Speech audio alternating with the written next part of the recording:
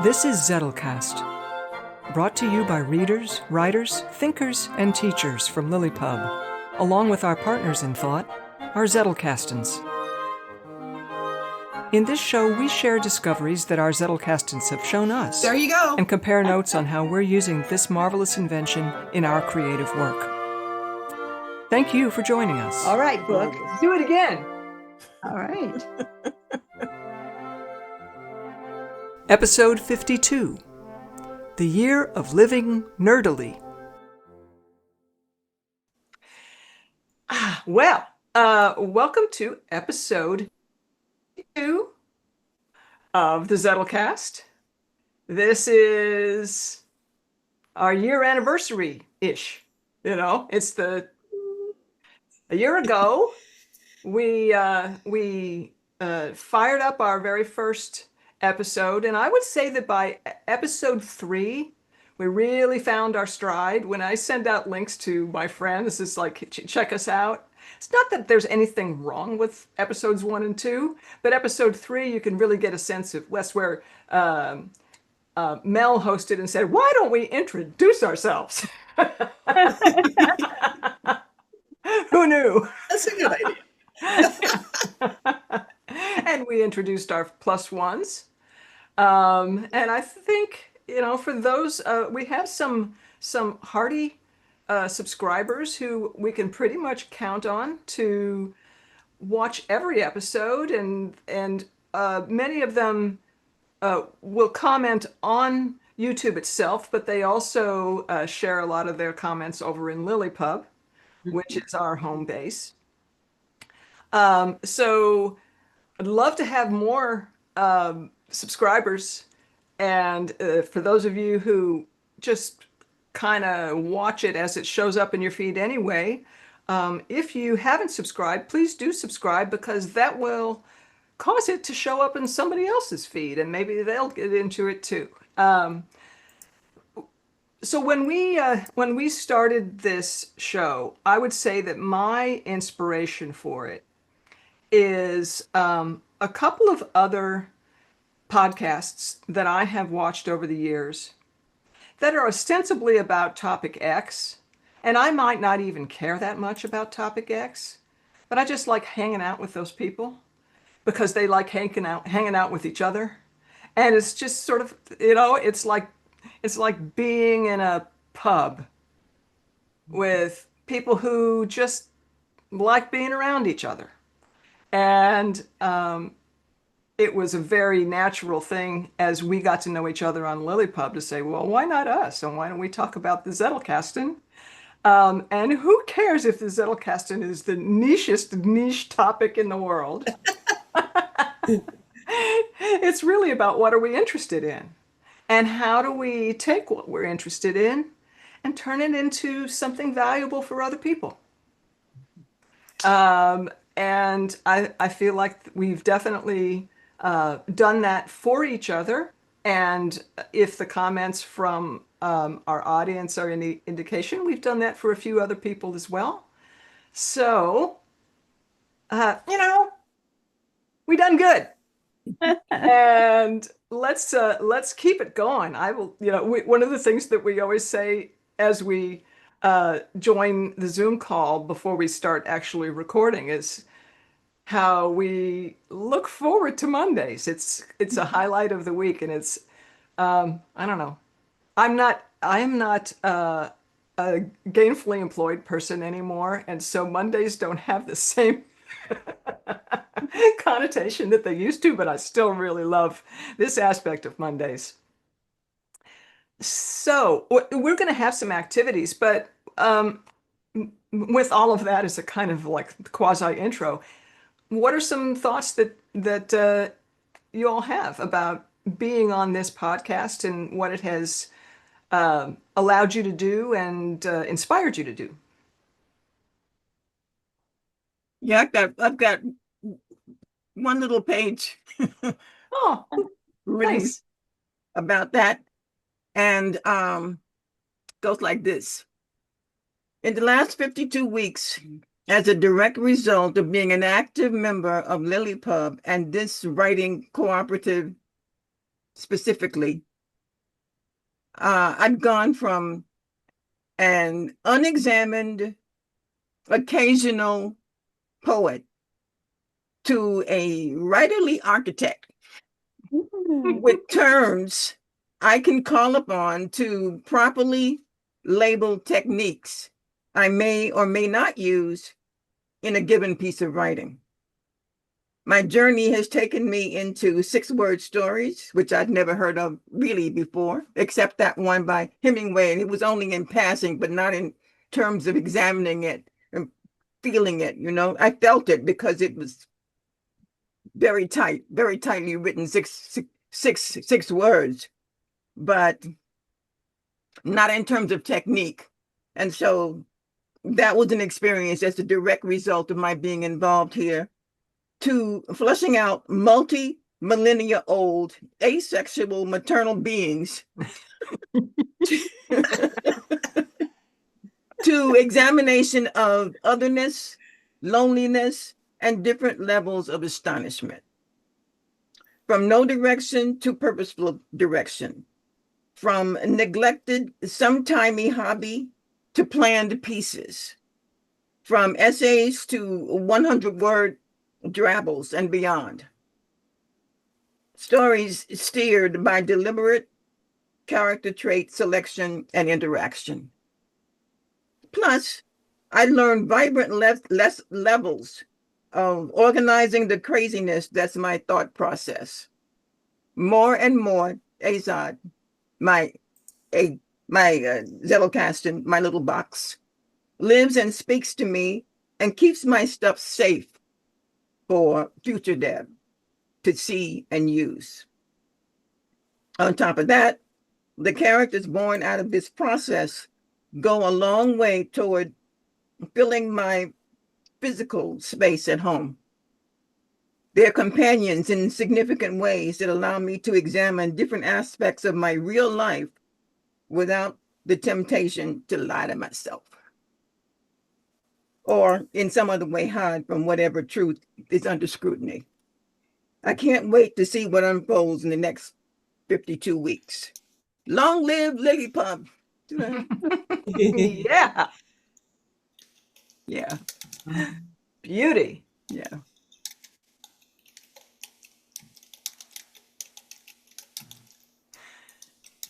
Who else would like to say something? Well, I would say that I've had my Zettelkasten for several years now, I think coming up to 3-ish.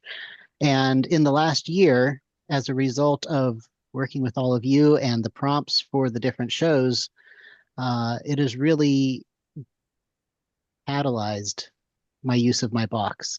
I've added more to it in the last year than in the previous 2 years, and things are being connected. I'm doing serious research on my subjects, and it's really, it's just all coming together. And there's so much give and take where somebody has an idea and then somebody else runs with it and comes up with a new way of taking it that's brilliant, and then we all try it. I've learned so much, and I've implemented so many different things and tried different things, and everything is so much the richer for this last year. Yeah. And for your part in it. Yeah. I have to echo what Mel said. That is exactly how I feel. As I was thinking about this episode and just what this process has meant, that kind of nails it. First of all, it's the synergy of having a group of people that you know, like, and trust to sit with and look at all facets of what this process looks like and see how other people do it. I say this so many times, as writers, it's often a lonely endeavor. It's just you and your brain and your note cards. And sometimes you kind of spiral off into the weeds, and then you're thinking, am I doing this right? Should I be doing something else? It's easy to start to question yourself or question your process. And so for me, especially because my note box was conceived and built to support fiction, it's really helped me to understand how other people are using it, especially Julianne, being able to watch your journey, how it began as a very nonfiction tool and has now evolved, and you're even evolving it more for your own process of fiction writing, which, I mean, that's my biggest, best dream come true, is to be able to witness that process and see it really works.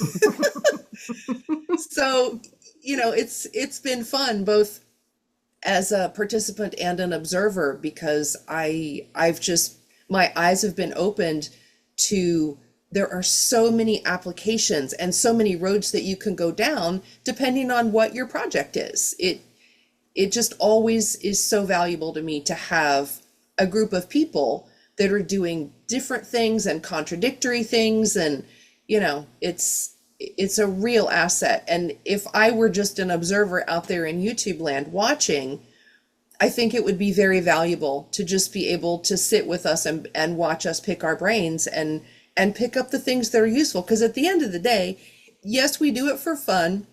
We do it because we're note card nerds, but we also have a goal. There's something that we're trying to get to, whether that's organizing our knowledge, developing our knowledge, whatever those things mean for each person.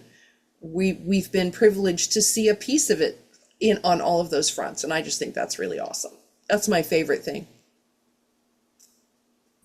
And I would echo Mel too, but I'm picking and going to a slightly different part of what Mel said, or to echo a little bit more on the specific end of things, which is the way that someone will throw up an idea and we'll all talk about it, and then we go rushing off and implementing it. And I can just reach over here. And if you're a regular viewer of this show, you know what this means. This is an example of this. I never had this color on any cards in my index and I wouldn't have it if I didn't participate in this group. And just this little thing alone saves so much time. Yeah. Just is a productivity tool. Yeah. And so many of us who keep Zettelkasten is like, this is a no-no. We don't highlight our books anymore. No, we highlight our index cards. That's right. And speaking of index cards, I have a lot more stuff going onto my index cards thanks to Julianne. I talk a lot about wanting to have a tagline on our cards to summarize the card, and I talk about indexing every key word on that tagline. Well, Julianne took the next step. She puts the taglines on her bib cards. She taglines what she wants to get out of the book, and indexes that. And I do that now too. And when I spot those, it's like, oh my gosh, I wouldn't have thought of that one as a reference for this idea. Thank goodness that card is there. I'm going to go pull that book too. That's priceless. It's those books, whether you read them or not, need to be in the index. And if you haven't read them, especially because then it's like, why not? So that's just to name, two things. And I could name something from each person, because that's the kind of thing that you get it, it's valuable, you implement it, and it works. And that is what I want to emphasize, is that the sharing of ideas is of tremendous value, and it just doesn't happen in an isolated manner of working. And I have to add to that, I had gotten very far away from my very dear innate love of books and reading, because I went into technical work, and I just sort of carefully boxed up that part of myself and set it aside for a really long time. And having the pleasure of being among ridiculously passionate book lovers again is without question one of the highlights of my life. Now, has it been good for my wallet? Absolutely not. You guys are such a bad influence, let me just say. But that aside, it's fantastic. Because you read stuff I would never even look at. And then I'm like, oh, I gotta go get that now. And it always turns out to be so sweet. And I have, I resisted, but Anthony Metivier got me. So yeah, I went down the video rabbit hole, and I'm like, I'm just putting the books in my cart. I'm not going to buy them. I'm just putting them in my cart. They're your shopping But list. I love it. I love it. Such good stuff. Yeah, his work was a real gateway drug for me for a lot of benefits in my life. And to boot, you write him an email and he writes you back. It's pretty cool. Oh God. Now that I know that, I'm really in trouble. Yeah. Yeah. I mean, he always wants to know, what kind of things are you doing with memory, and how are you doing it, and how's it going, and how can I help you? And everybody does it. We've got this little show as a microcosm of what are we using our Zettelkastens for, and what are you using? What are you trying to use your memory for? And of course, as you've listened to him, he's not really about being the know-it-all who can just spout a bunch of facts. If that's your jam, go do it. But he really is into essentially building your own mind up with the things that you love and the things that will challenge you. And that is it's so compatible with the Zettelkasten. I really view them as different forms of the same thing. Yeah. Yeah. Well, so activities for today. We have. I'm not really great at thinking about celebrations. I've always relied on having somebody else. Who's the friend who always knows when it's time to have a party? Not me. Happy to go. Yeah. But Kathleen suggested a couple of really useful things. One is that we could respin our activity wheel of things to do, but also, and this is the one that I want to start with, what's your favorite card from this last year?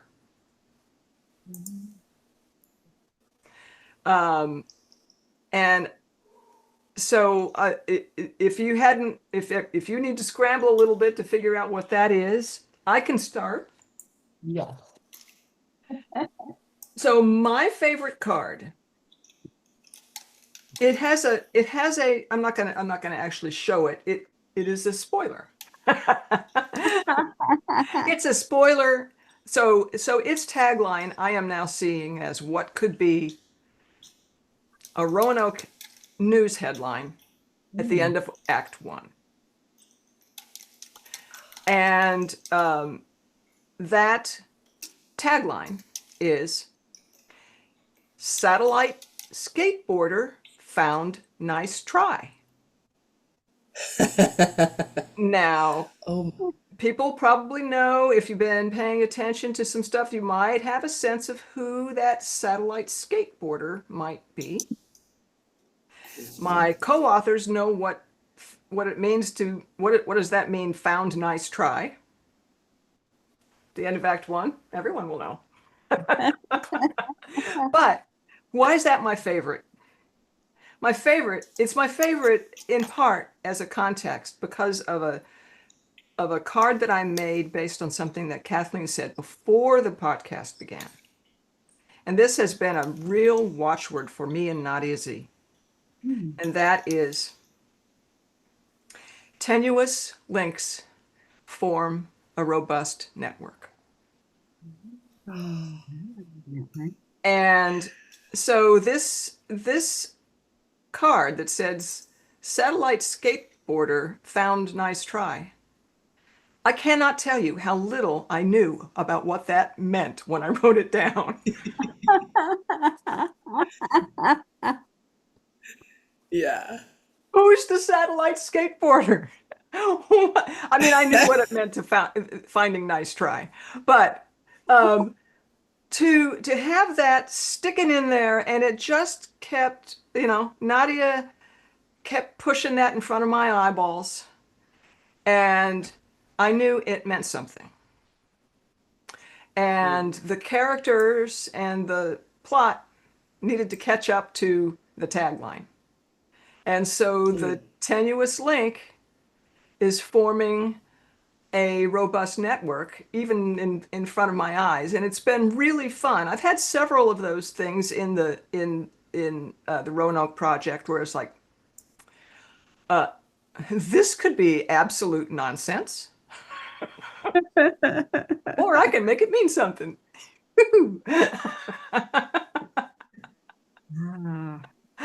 So that's been my favorite.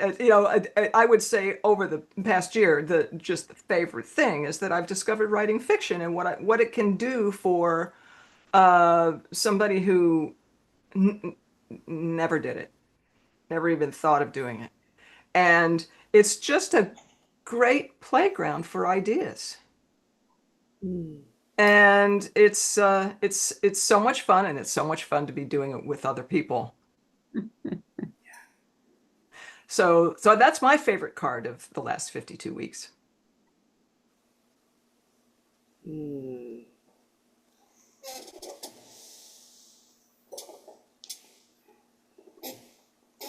I have to move my very large manuscript off of my Look at mailbox. that. Is that the manuscript of the forthcoming nonfiction book?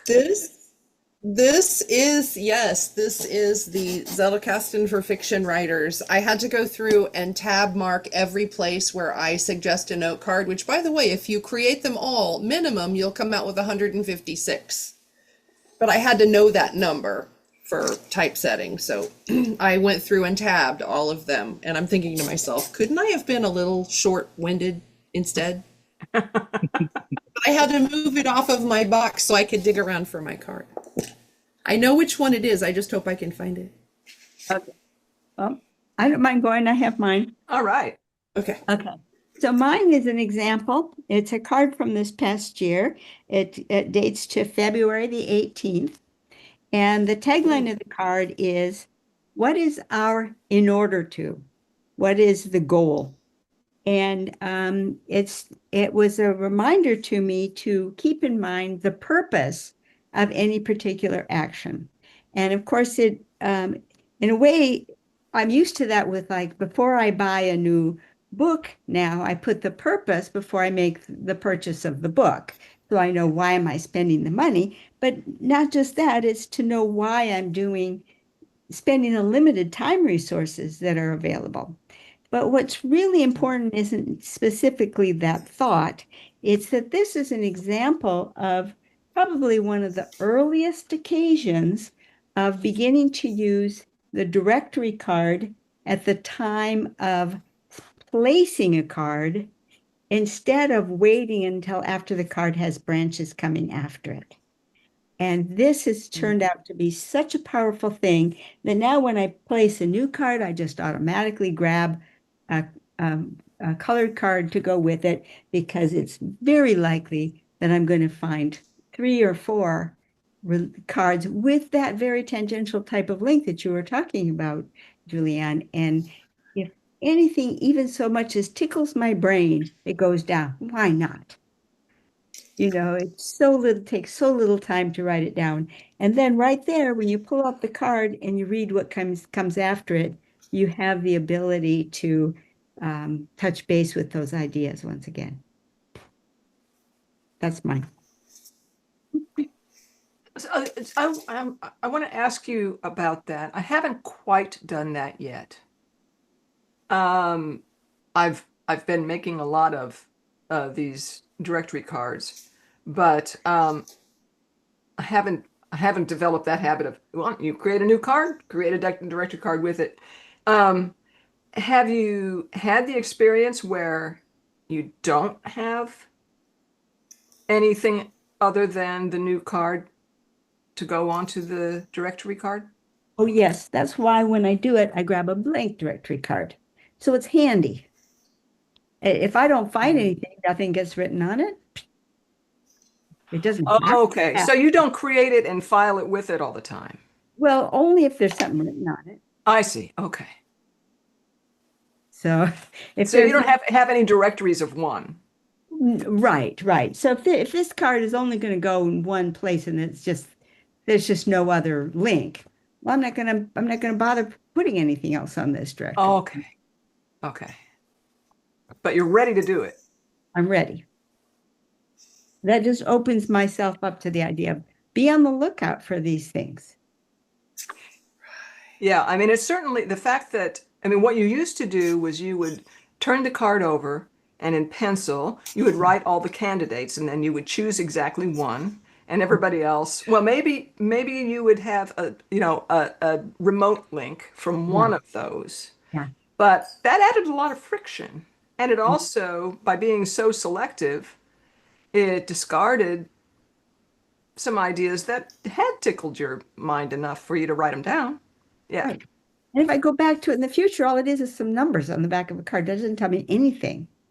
And I probably wouldn't even think to turn the card over. Whereas when I come back to this, there they are.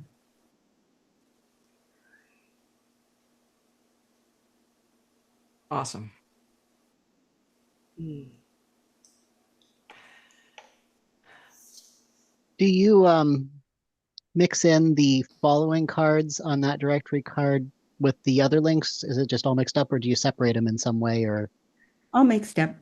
all mixed It's up? so easy because for the ones that follow after it, it's just going to be the single number or the single letter that got added to this number. So Right. you just spot them instantly.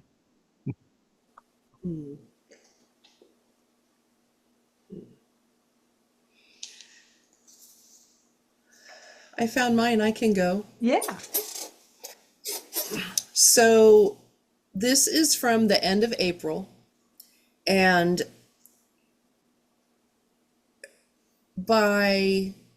let's see, April. Yeah. By that time, I was fairly well, at least knees deep in writing my nonfiction book. So I was starting to get a real understanding of how to use this system for nonfiction writing. And at that point in time, I was really in the thick of it. And so I wasn't really thinking much about my fiction. I was thinking more about teaching people to do it rather than doing it myself. And it was right around that time that I thought, I still need to be on that horse, even if it's just sometimes. I still need to be working in that lane. And truth be told, I miss my novel dearly. # where's Marshall Branch? I just want to get back to those characters because I miss them. So I pulled out my big 3-ring binder that has the novel printed out in the form that it's in, and I started just kind of looking through the pieces, and thinking about it. And I kept finding myself kind of pendulum swinging back and forth between two things. One was, this is really good. This is a really good story, and I like these people. And the other was when I would encounter either a plot hole or maybe an underdeveloped character or an idea. And my go-to in my controlling Virgo brain was always, and I wrote it down, that's what's on this card. I should know this, or I should already have figured this out by now. Those are the things that keep echoing in my head. And what happened was, as I started thinking more and more about how to explain this to other writers, and I am a firm advocate that the best way to really know that you know something is to teach it to someone else. And so this whole project has really helped me understand the parts that I really have a handle on and the ones that I don't. Well, if I'm still criticizing myself for you should know this by now, or you should already have this figured out, I'm like, I need to have a solution for that.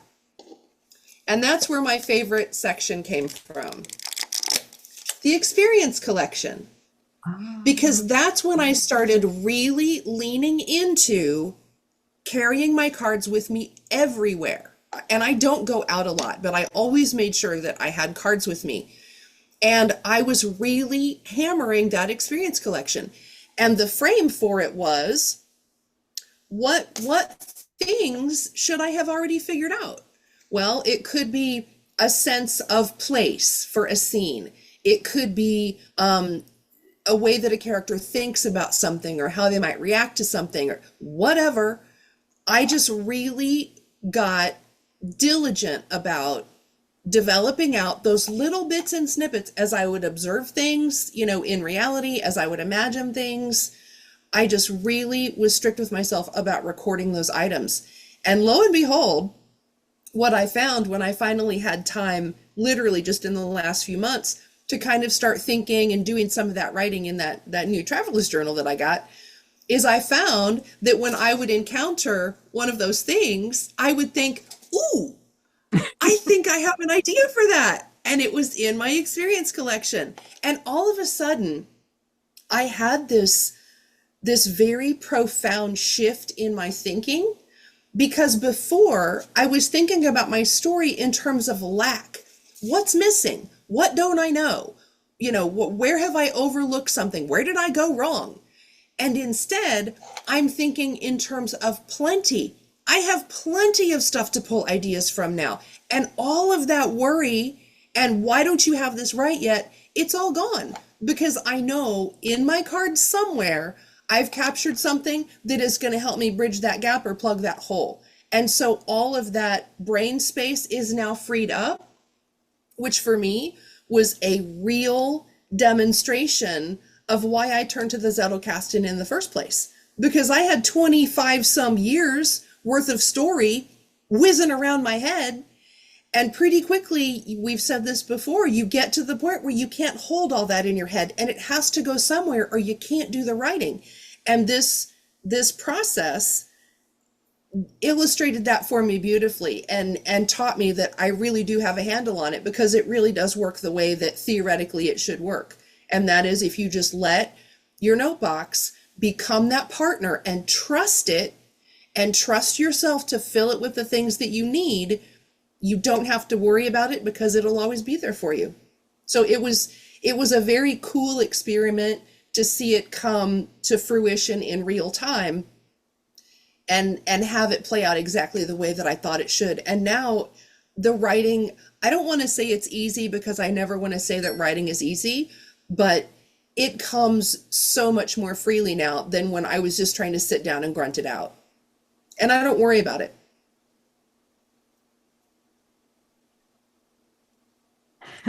I'm so happy for you. Yeah. I'm so happy for you. Yeah. Because, I don't think there's anybody here that doesn't really enjoy working hard on something. But when you're working against yourself, it just sucks. Yeah, that's it. It does. And it makes the work not fun. I love the hard work of research and organization and writing. I love it more than anything I've ever done, wholeheartedly. But you're exactly right. When you're so busy getting in your own way because you can't see the path and clear some of that resistance, that's when you sit and cry on your keyboard, because it's just you and there's nobody to ask for help. But if you trust your note box, all of a sudden that window turns into a door, and then it's just all there. And now you have somebody to ask, and it's yourself, but better.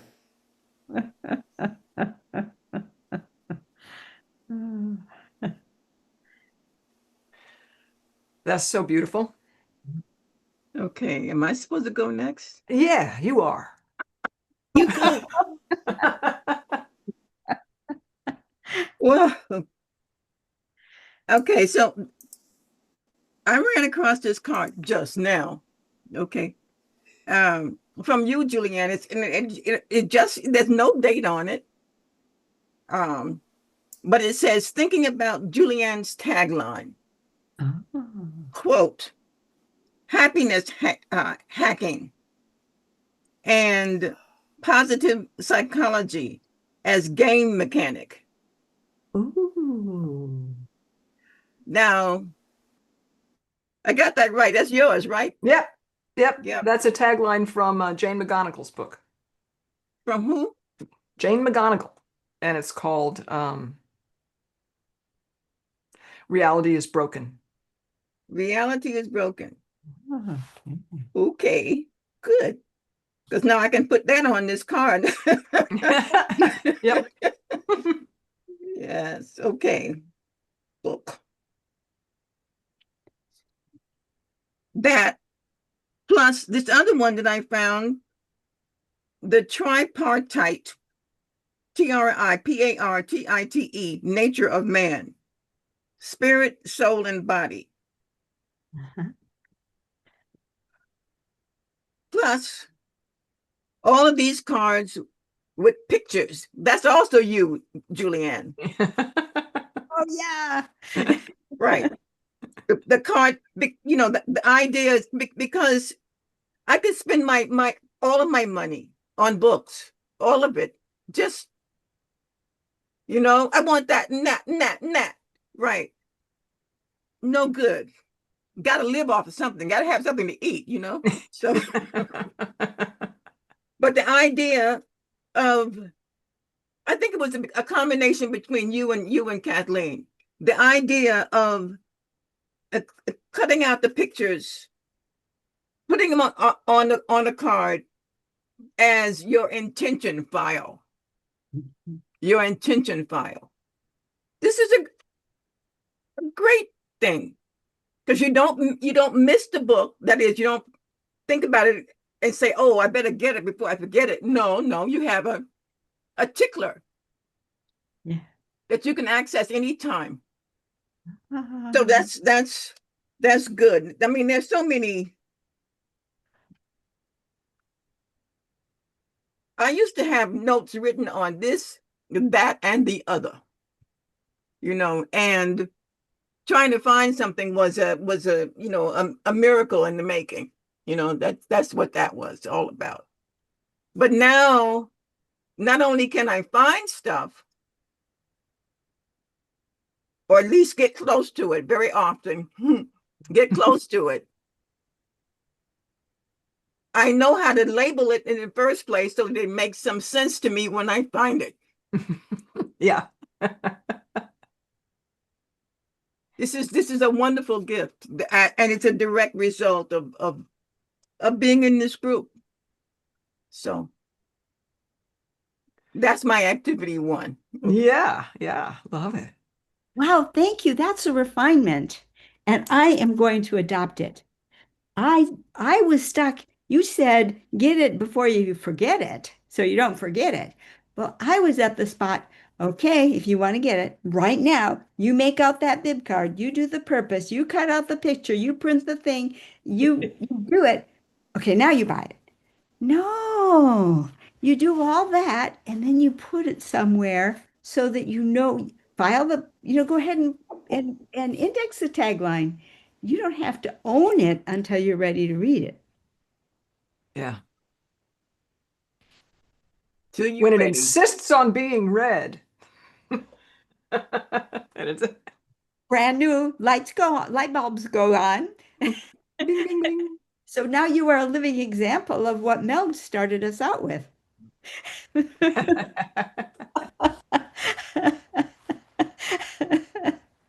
Tag. Now, Mel, your turn. My turn. Well, Julianne, I'm going to pick a quote from you as well for my card. Wow.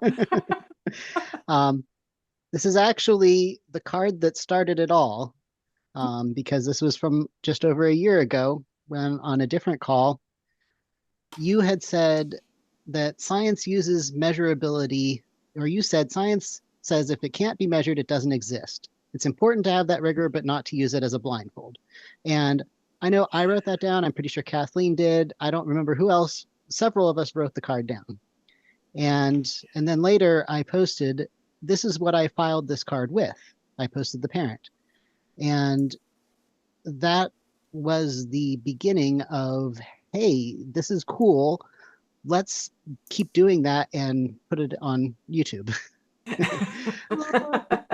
Yes, it's Um, true. but I so I pulled that card because it was the start of everything for me and for us, but also because it sort of ties into this developing idea that I can't say much about yet because it's still developing. But I've got the edges of a sense of a growing theme, and there's pieces of it all through my box. And this card touches on one of the pieces. Um, and I've got cards from Kathleen that touch on other parts, and I've got cards from my research into Ramon Lull that tie into other parts. So I think it's going somewhere cool, but we don't know yet. Ooh, that's exciting.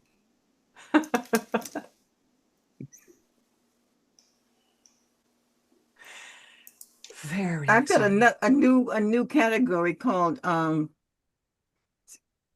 well, one is not new, but the other one is essay elements is one, and it whatever pops into my mind, and I say, oh, that can go with that. So I just write essay elements, and then I point to whatever came to mind. Um, and then there are those. My goodness, I've forgotten what you called it, Victoria. Um, but it's all about elements for your story. Plot box, was that it? Yeah, Plot box. that's one place. Yeah. That's one. You have another one. What's the other one? Well, Oh the no, plot it was box is where bunnies. you What's the one with sequence. the bunnies? Plot bunnies? Plot Yeah. bunny. Plot bunnies. Uh-huh. Right. So That's that all when the you're crazy thinking, things that run around. right, because those story elements, the things when you're in the shower pop into your head, and you have a little card out there right outside the shower that you don't mind getting wet. You just write that down, and that's a plot bunny, and you end up with this illustration that I see with that Scott has, where you have all these cards on your desk, and then you can move them around and come up with your real story, or your real direction. You're not out there floundering, wondering, what to do. You have all these possibilities out there in front of you. So there's no blank page, shock. There is no blank page anymore. So there's no blank page syndrome. So, yeah. This is just kind of riffing on what many of you said. So, but I would say in particular what Victoria said about her card that said you should know this. So I think we can reliably call that the inner critic. Yeah. And I am I've got an inner critic, and in a different part of my sort of like spiritual practice, I've got a bead on, hey, it doesn't always have to be like this. But even though that happened recently, I found an unfiled card today as I was looking. I've got still a half a bunch of unfiled cards. I have hardly any Roanoke unfiled cards, but that doesn't mean there aren't a bunch of other ones. So part of the spiritual practice for it's by an author named Rob Burbea, who is sadly not with us anymore. But he had given some talks on ending the inner critic. And the people that who worked with him at the time said, well, surely you don't mean ending it. Surely we all have to just sort of live with that. And he said, no, there's a way to end it. And part of what makes it possible to envision ending it is that the inner critic is mostly a Western phenomenon. It doesn't exist in Asian cultures natively. Now, as they get exposed to Western culture, they start picking up on it. But I remember reading from a different work from the 70s when Zen was first introduced into the United States, and then there were like these conferences in Europe where people would come together from all over, and they discovered at these conferences that the thing that we call imposter syndrome. People in Asia were like, I literally don't know what you're talking about. And so that indicates it's not a human given.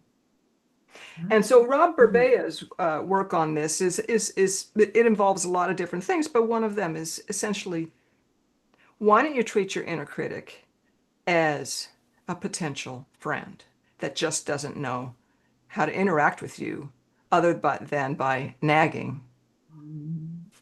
And so this is what I had written this, I don't know when, but it was this: write a scathing review of your own work as a critic whom you respect yourself.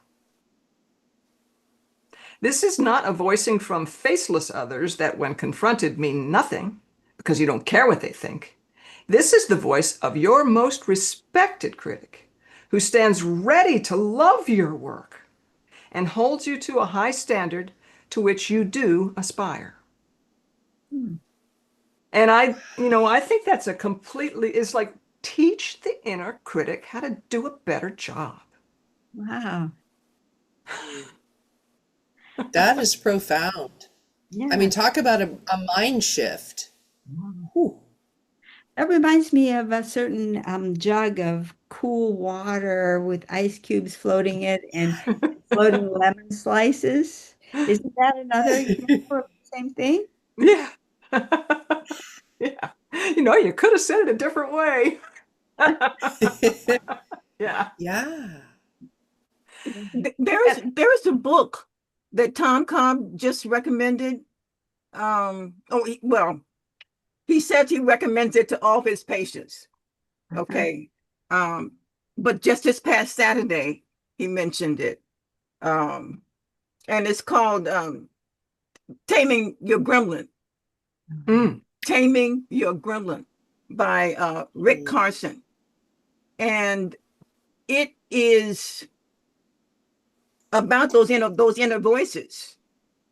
And I just for the heck of it, ask one of my AIs, what is the intersection between a victorious mind, which is Anthony Metivier's book on those inner voices. What is the intersection between that and the Carson book? And basically it came back and said they're complements, that one leads to the other.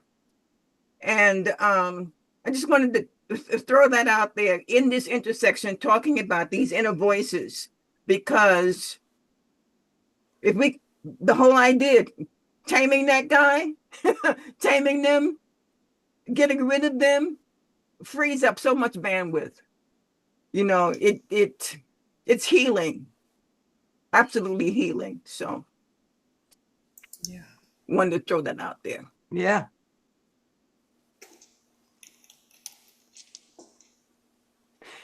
I mean, the inner critic loves that word should. And I don't know about you, but we live in a what's the phrase that modern problems, 21st century problems. If you complain about anything, people will want to say, they'll dismiss your complaint. Whatever you're suffering about, you shouldn't be suffering because you have it so good, right? But I am suffering. Should doesn't help. Yeah. And so that doesn't mean that the inner critic is an enemy. The inner critic, in general, is trying to protect you from something. What is that? And how can it do a better job? It's obviously not effective. It's effective at making you feel terrible. Wow. Which is not helpful. Yeah. Wow. Yeah. So that reframing, Deb, is just like there's a different way you can turn the wheel, and different rays of light shine on it. Yep. Right. Yeah. Wow. Right. So that when those light rays bounce back at you, you see something different. Yeah. And you are already in the place where you're expecting to see something. So you're ready for it. And you catch that ball, and then you open it up in your palm and you examine it. You look at it and say, who are you and what are you about and what's going on? So it's those books, wonderful books. Right. So I was pretty lucky growing up because I had two parents who both gave me strategies for dealing with criticism, and very different strategies. My father was the eternal optimist. If you look up optimist in the Webster's Dictionary, you're going to see my dad. There's his picture right there. Always positive. And he could take anything and 180 it and turn it positive. And my mother, always the scientific, the practical, the reason, the factual. She could take any criticism and dissect it to the thing in there that if you wanted to use it, that's an opportunity for growth. But if you're satisfied with what you've got, then you don't have a problem. Between the two of them, it was just a spectacular thing to be able to grow up that way. Yeah. That is resilience.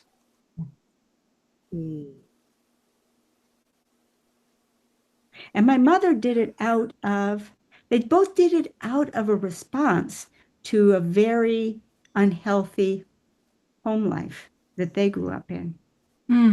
My mother grew up in a household of constant negativity and criticism. Nobody could do anything without being jumped on. Nothing physical, but just a sharp word with anytime anything was wrong. A quick, sharp word. You did it right? Okay, no problem. Silence. Wrong? You got it. My dad grew up in a household where, well, I'm not going to go into that because it was just not a very happy situation. And he believed he was around a mother who was always miserable, always the victim, always, and his viewpoint was I guess the way, the standard way of putting it is that you're just about as happy as you make up your mind to be. He never used those exact words, but that was his message on life. Make a choice. Happiness is a choice. I think my mother's was more functional, but sometimes you just need a pep talk. Yeah. You're as happy as you make up your mind to be. I love that. Yeah. It puts the responsibility right where it belongs, That's right. Because you don't have to listen to all of these things that are happening that are at you, right? Or the things that are inside you. Actually, you can make up your mind to, and that sounds like what your father did. He said, "Nah, I choose happiness. I'm going to walk with my head high, expecting good things, Yep. you know. Yep. So Well, I'm just lucky at 5 foot 2 inches tall and 97 pounds. He was no 97-pound weakling. He was the world's shortest giant. Yeah. He's going to break that record. yeah. Yeah. Awesome. Beautiful. Mhm. Well, we're at the hour. I feel completely sated with celebration. Anybody else have any parting words for our anniversary episode? If people want to find us, where might they look? That's a good thing. Pub. Come on over to LiLLiPub.org. It's where we hang out when we're not on the Zettelcast.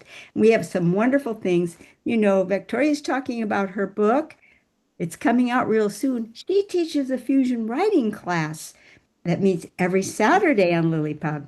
Mel has a newsletter, and he has a newsletter group that meets every month on LiLLiPub. Julianne and Deb and all of us, we hang out on LiLLiPub. So come on over and you can chat with us anytime. See you there.